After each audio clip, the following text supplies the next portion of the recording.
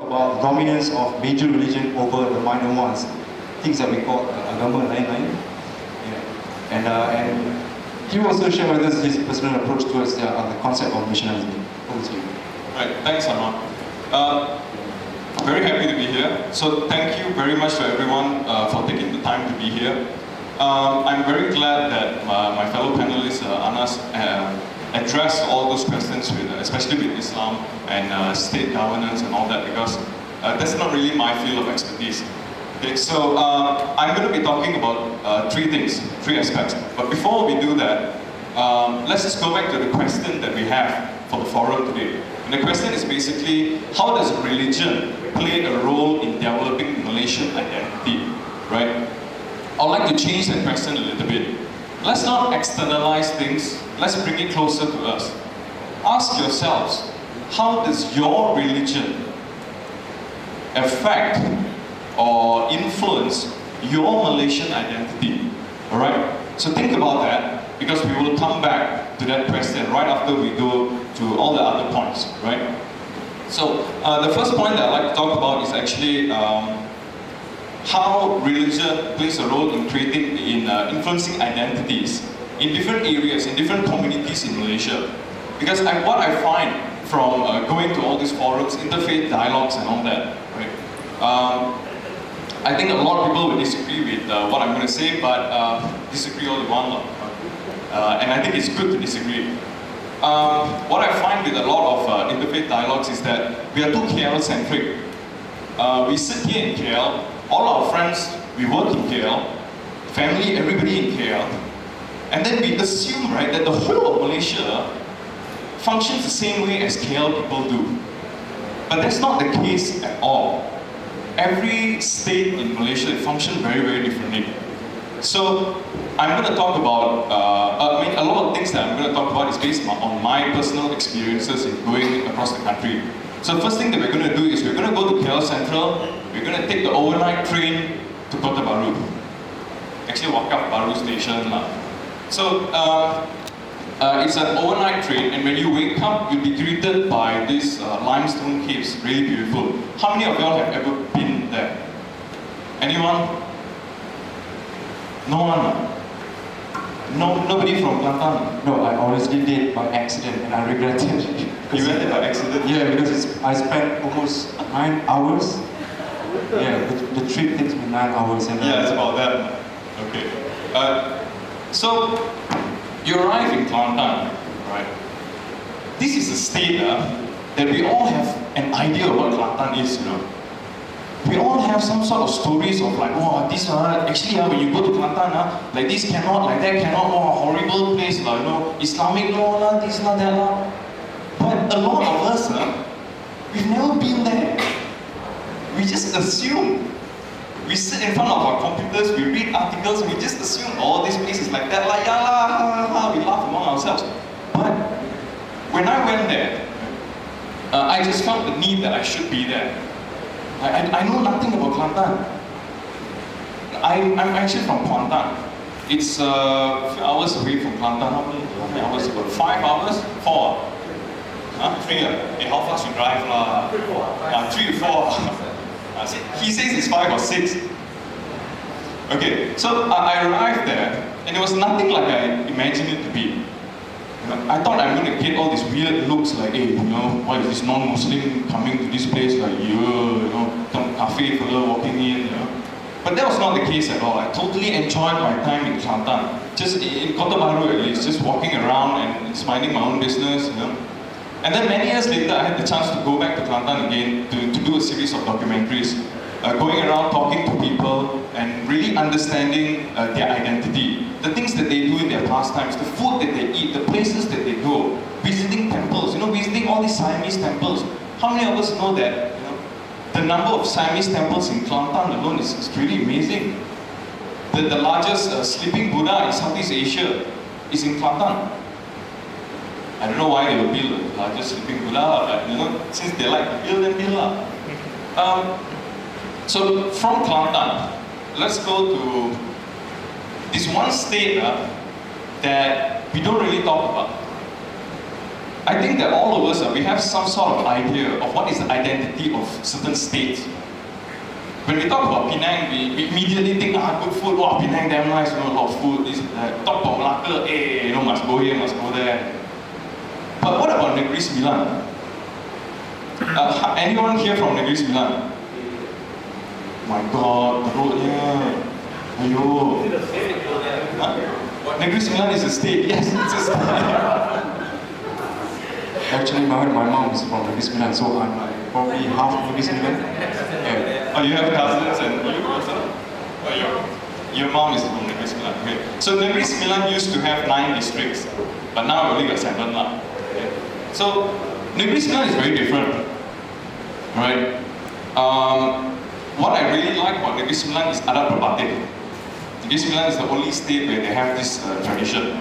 And this tradition, adat berbatik, plays such a big role in how the communities there function. Very, very big. Okay? It's to the point where they live by this saying, biar mati anak, jangan mati adat. That's the most important thing. Adat is extremely important.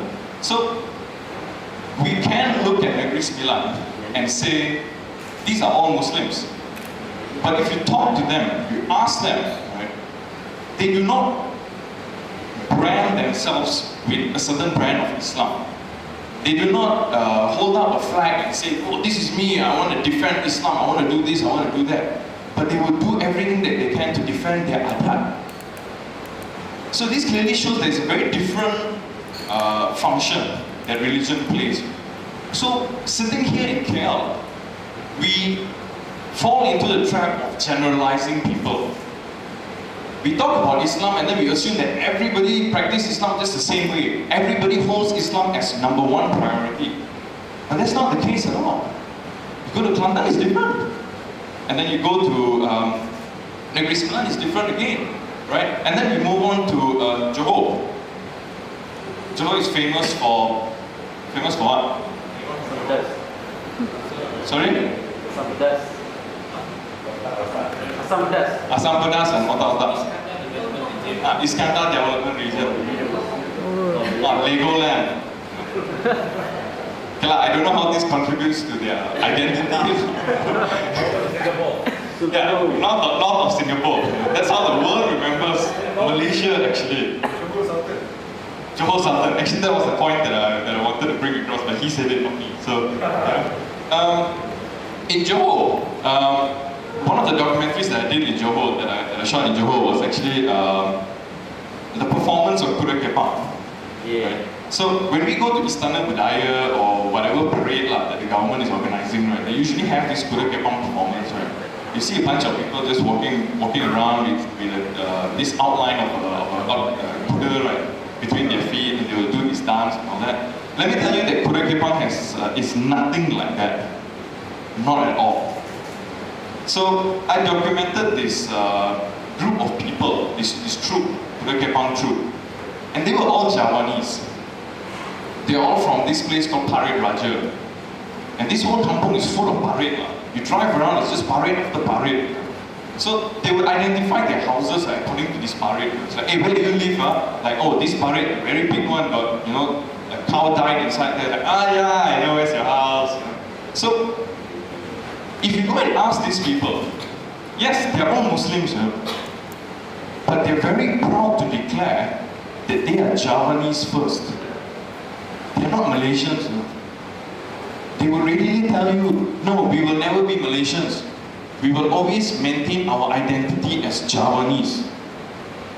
So what do we do when we come across situations like that? Then we ask them, hey, you got my card or not? Yeah, got. The whole kampung, everybody got my card. But they're Javanese first. They're not Malaysian. But they're also Muslim.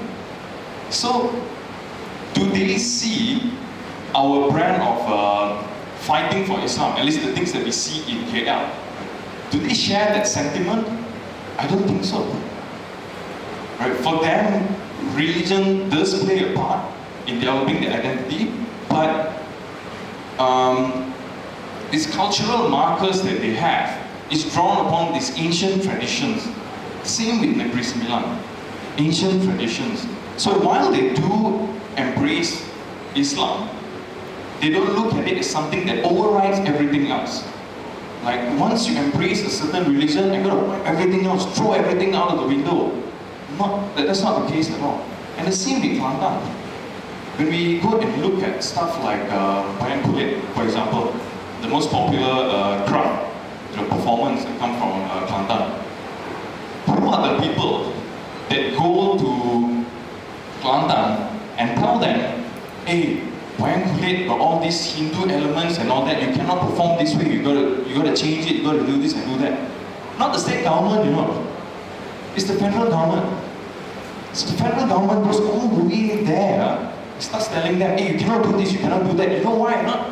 Because you're a Muslim.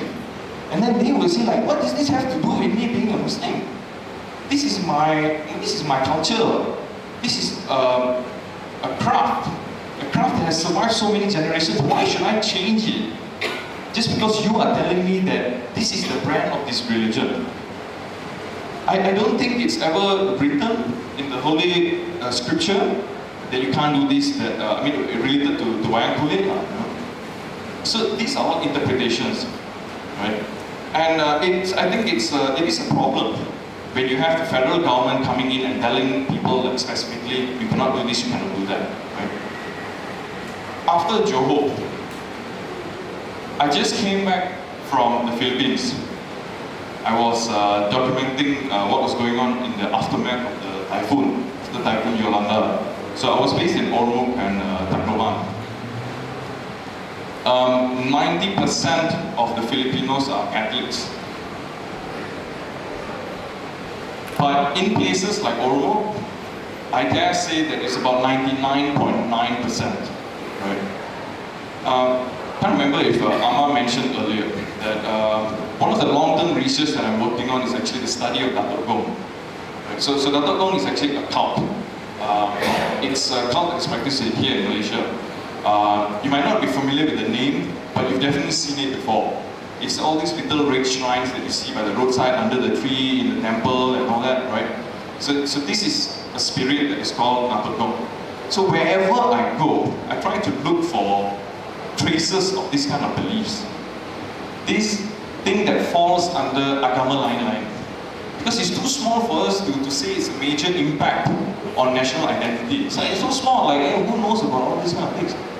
So I went to Ormoc and I found one Chinese temple.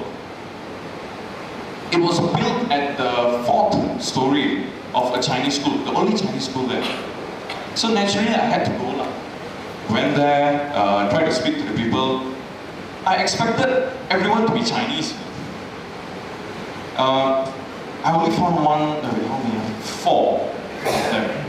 And I found out that the population of the Chinese in the Philippines is 40 people max. And they're all mostly older people. So I spoke to the president of the Chinese chamber there in Ormoc, right? So he was the caretaker of the temple. It was a very unique experience for me, going to the temple and you get to see Kung Kong and Guan Yin here in the Philippines. Hey, I recognize this, I recognize this. It looked exactly like a Chinese temple that you find here, right?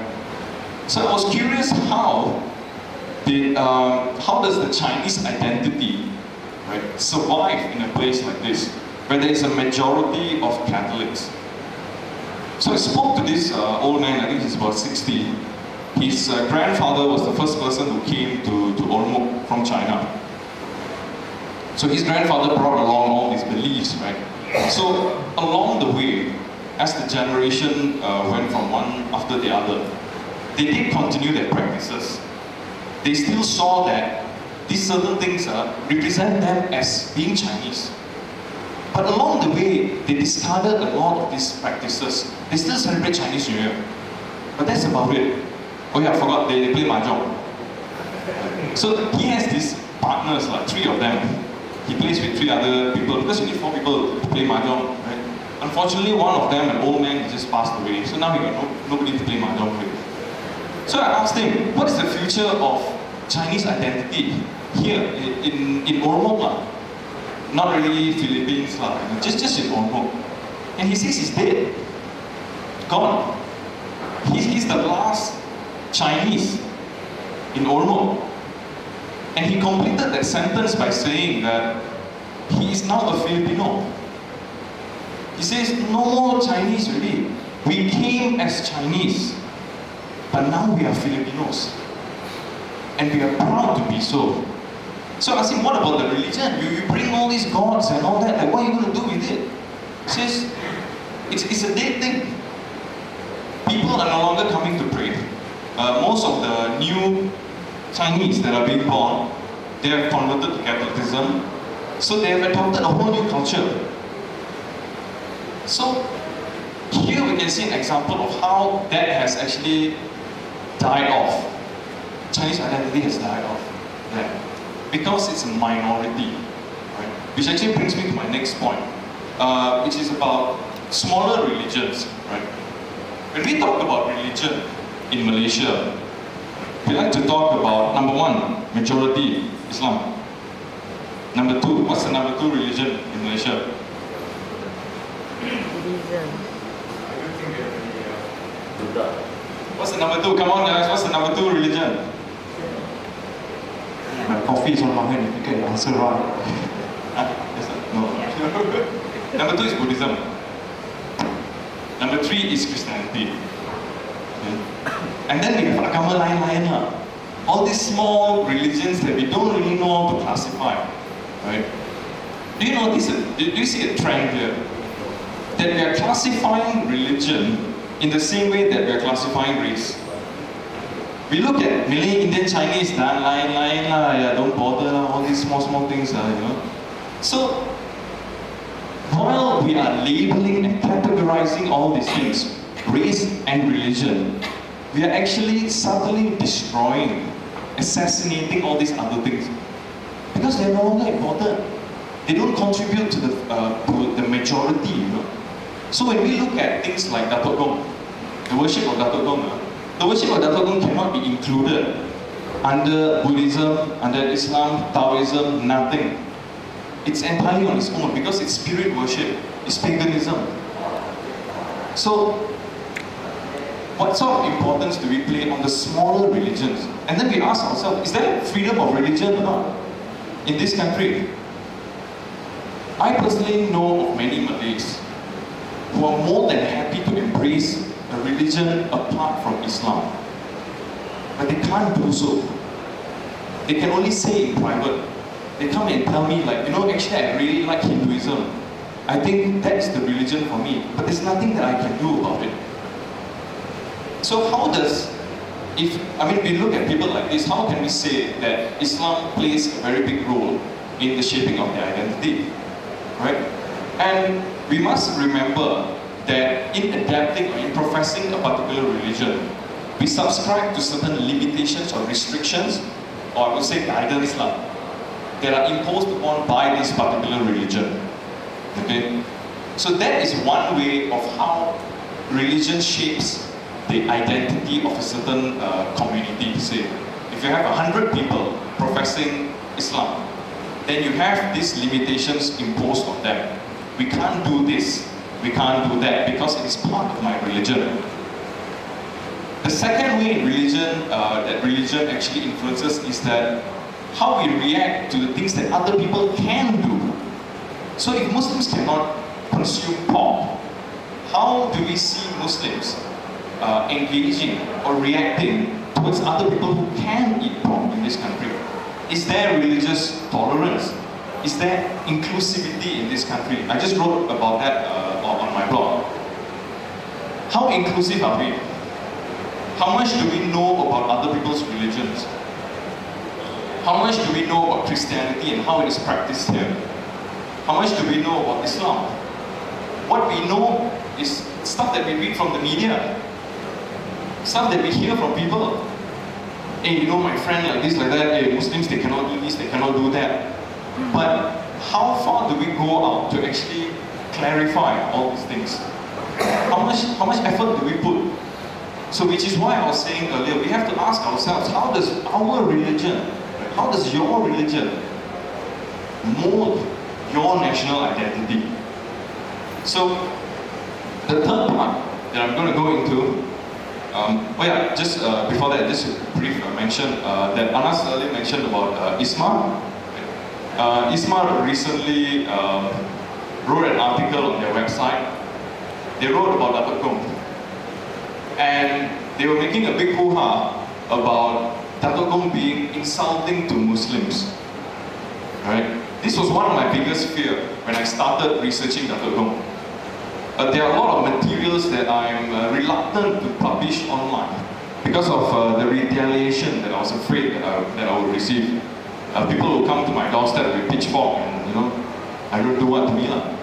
But when they published this article, actually it started out I think with another Terengganu Daily or something like that online lah. They posted this image of two idols, right?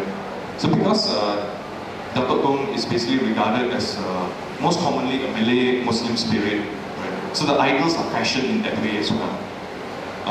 Malay man dressed in a Malay costume with the kopiah, So these people, they try to make a big fuss out of it. They say like, hey, how can they insult Islam like this?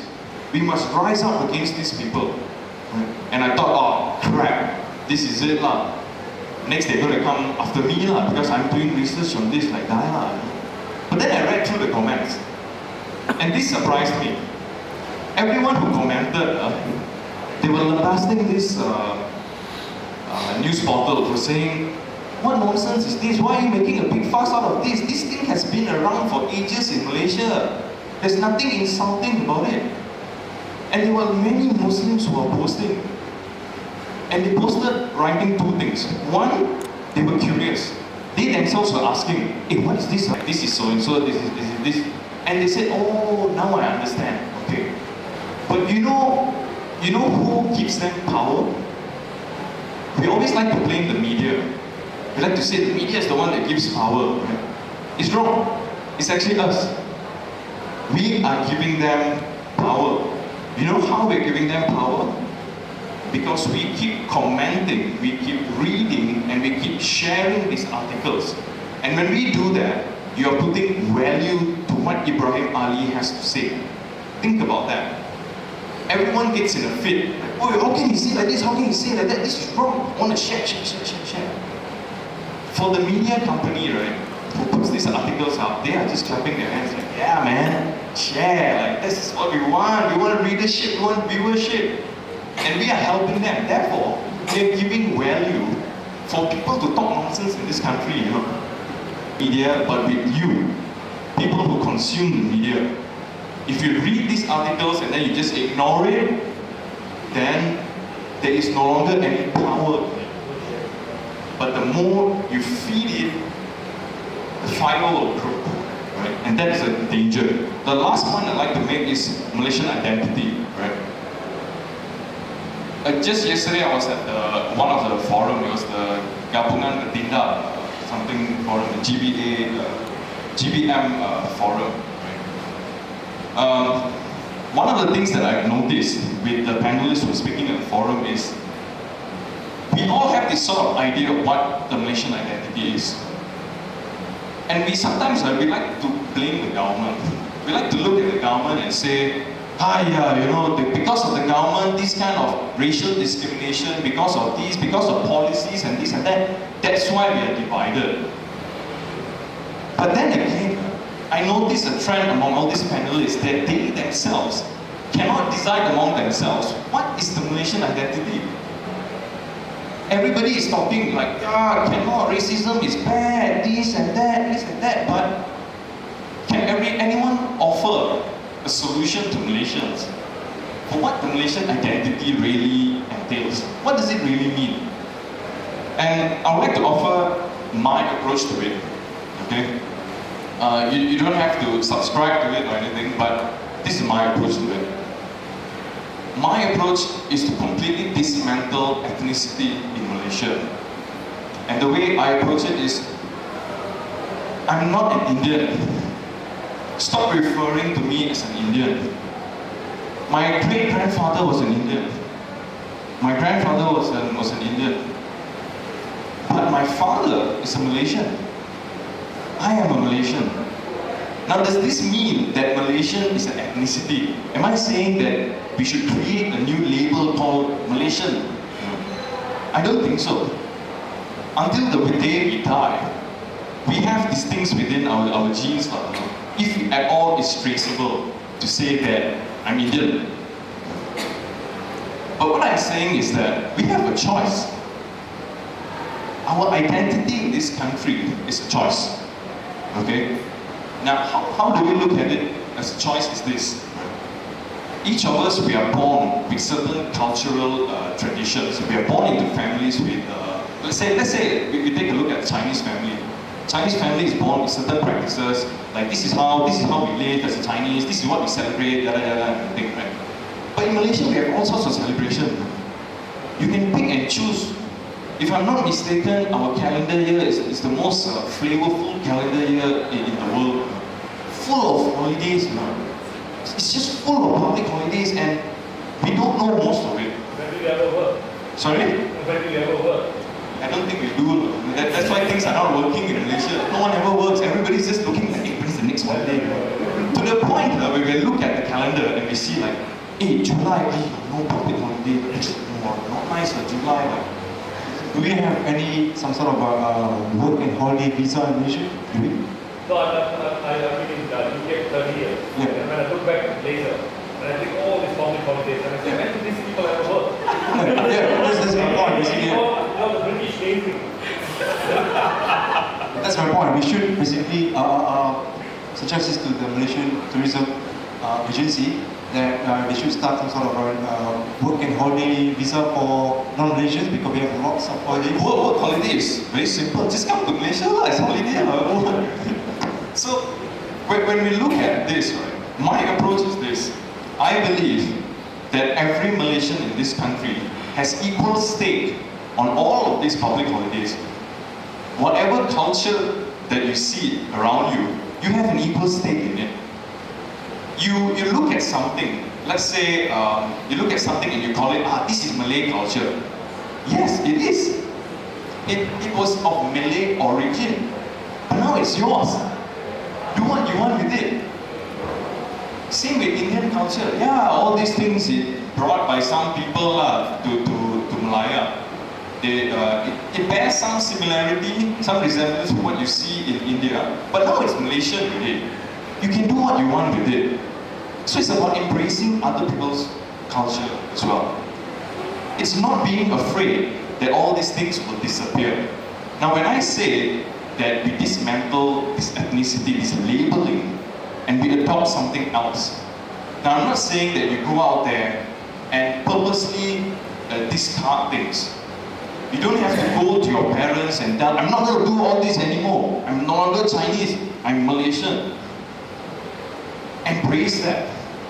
Embrace that as Malaysian culture. Go to a Hari Raya open house and feel welcome and go there and say, this is my culture, this is my public holiday. I'm going to celebrate Hari Raya. At least that was the environment that I grew up in. I grew up celebrating all this.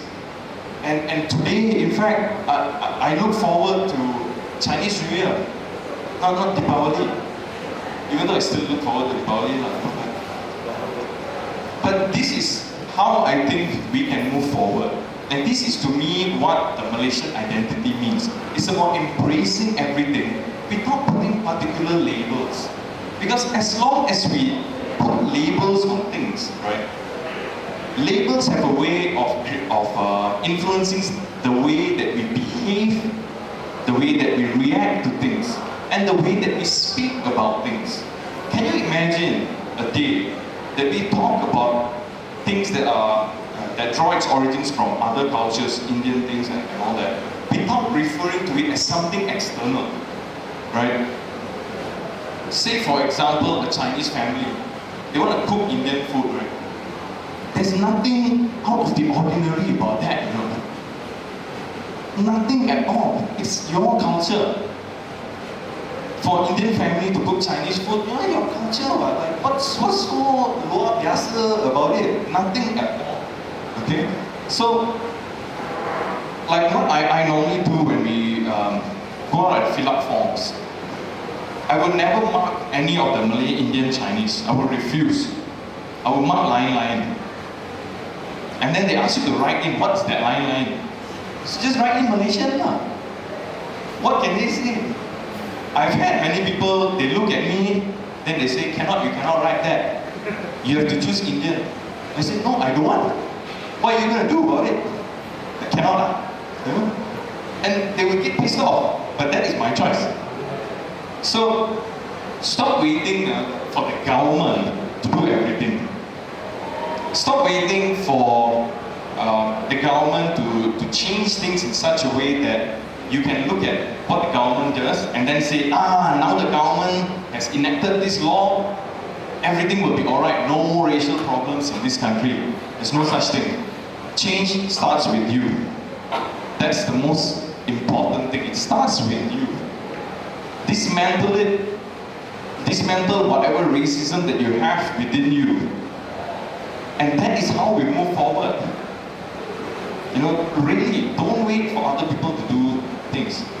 And I would like to close this off by readdressing the question, how does religion play, about Malaysian identity, in creating the Malaysian identity. My take on it is this: I do not want religion to play a role in creating the Malaysian identity. I think that religion needs to be downgraded in all the things that we are discussing. Religion is a personal thing. Don't shove it down other people's throats. Whatever religion you want to profess, be it Islam, you want to go and pray to Datuk Gong or anything, it's really up to you. Keep it within yourselves. You want to share it with your friends, with your loved ones, right? By all means, go ahead, do so. But do not impose it onto others. Do not expect other people to change their ways to accommodate you. That's not how it works. So I really think that I really do not want, I'm very afraid of us talking about religion and the Malaysian identity. I don't want it to be related, you know. Because the way I look at it, my forecast is a very grim forecast. Remember how I talked about other religions, major religions, gobbling up the smaller religions? One example I give you is the Datuk Gong worship. The Datuk Gong worship is something very unique that I'm looking at because it has changed hands from different communities. It started out with the locals, with the Malay natives. Islam came, then they decided, cannot pray, so give it to other people lah. So basically the Chinese have adopted it. And over the years, even with the Chinese, we're actually seeing Taoism now adopting it.